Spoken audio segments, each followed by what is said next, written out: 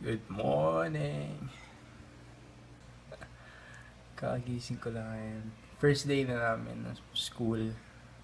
And magluto ako ng egg whites.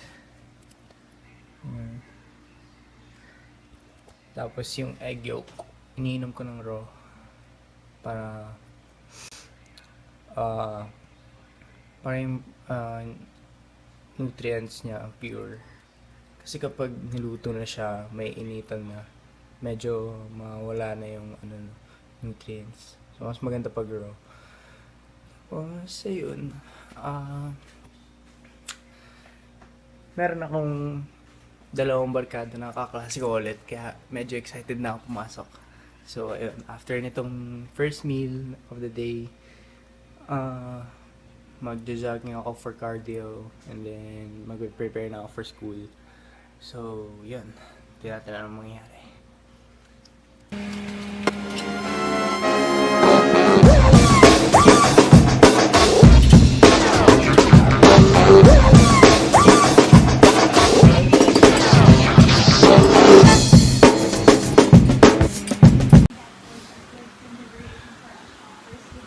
Egg whites, rice with a little bit of mozzarella cheese, and a banana. So, first meal of the day. Let's enjoy this.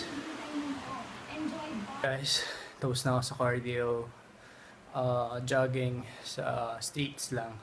So, mag-prepare na ako for school, and kikitain ko na yung mga friends ko or classmate sa street malapit sa school bago kami pumasok. So, pag pumasok kami, magkakasabay na kami para confident. So, ayun.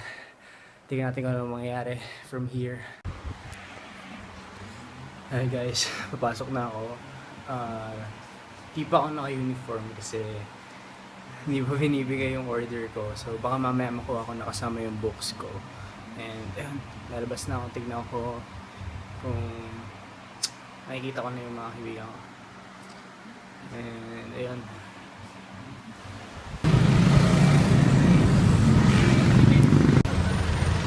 Ayan, nakikita niyo po yung aso tumatawid sa pedestrian lane. Nagkantay siya. Nagkantay pa po siya. Buti pa yan. Buti pa yung aso, ganon. Kaya dati hunod tayo sumunod Sunod sa batas trapiko. Dito na po si Kids. Medyo matagal. Basta na. Tara, kita. Ang bagal ng jeep, mga kapitong.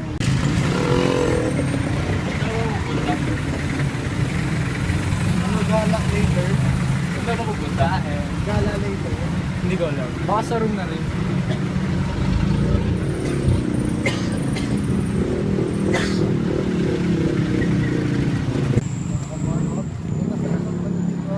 Sige, ito na nangyayari sa atin.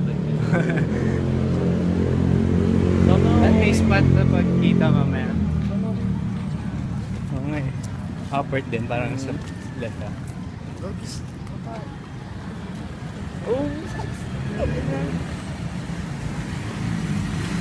Hey!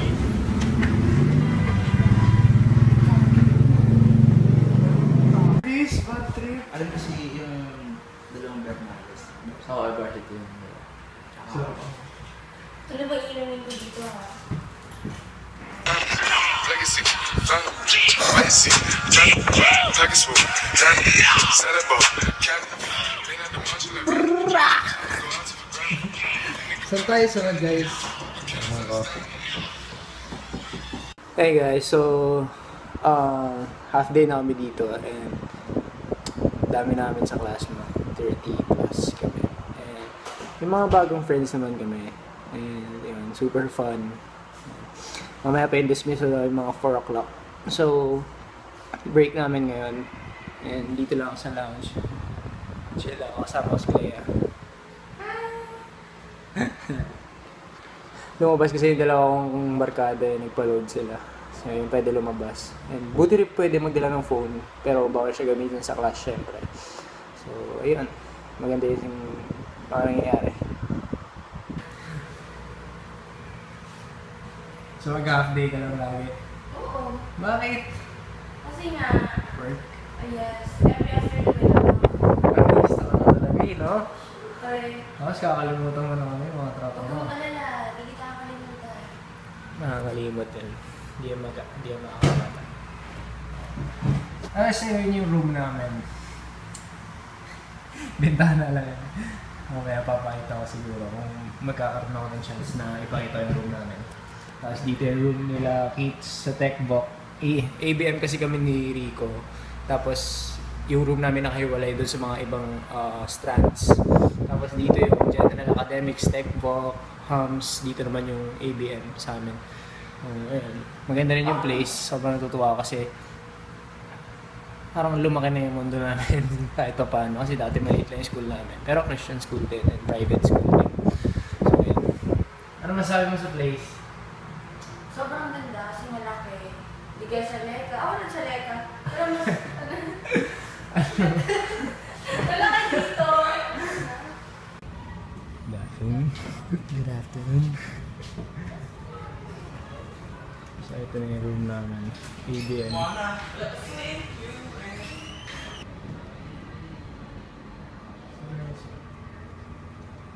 Kahit Pinoy.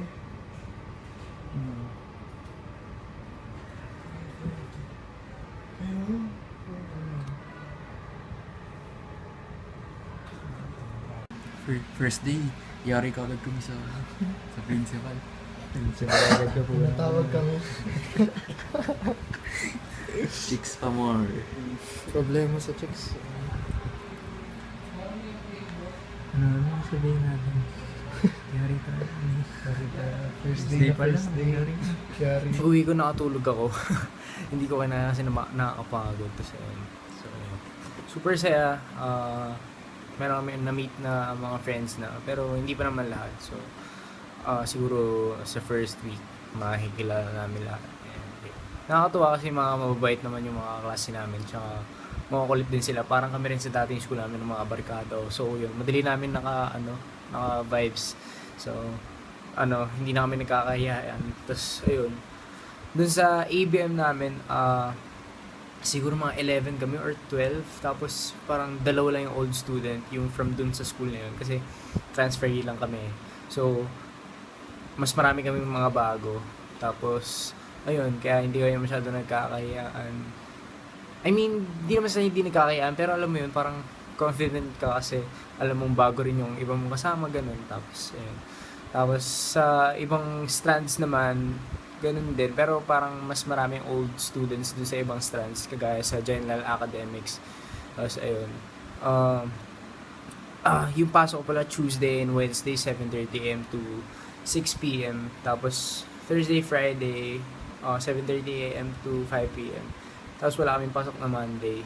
Kahit matagal yung Thursday and Friday na oras namin doon sa school, pero wala kaming pasok na Monday. So, fair lang siya.